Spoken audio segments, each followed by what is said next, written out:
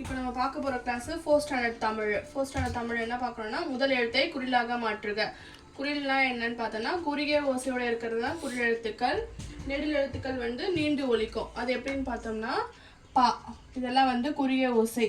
பான்னு எழுதுனா நெடில் எழுத்துக்கள். சரிங்களா? அதை வச்சு தான் இந்த கிளாஸு இன்றைக்கி நம்ம கண்டக்ட் பண்ண போகிறோம். ஃபஸ்ட்டு பாட்டுன்னு இருக்குது. பாட்டை வந்து எப்படி குறிலாக எழுதணும்னா பட்டு, பா இட்டு. இந்த பா இருக்கு இல்லையா, இதை வந்து குறிலாக எழுதும்போது பான் வந்துடும். நெக்ஸ்ட்டு மாடி, மாடின்றது எழுதும்போது மடி, மா டி மடி. நெக்ஸ்ட்டு பாறைன்னு இருக்கு. பாறை குறிலாக மாற்றும் போது பறை, பா ரை. எங்கெல்லாம் நெடில் எழுத்துக்கள் இருக்கோ அதெல்லாம் என்ன பண்ணணும், நம்ம குறிலாக மாற்றணும்.